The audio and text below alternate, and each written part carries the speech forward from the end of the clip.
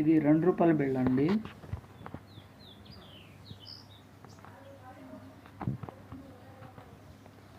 ఇది ₹5 బిళ్ళ. ఇది ₹2. ఇది ₹5.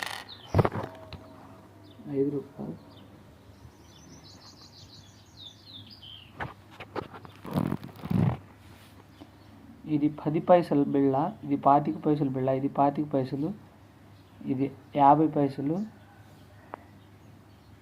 ఇది 50 పైసలు.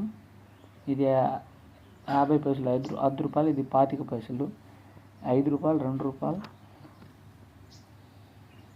రూపాయి.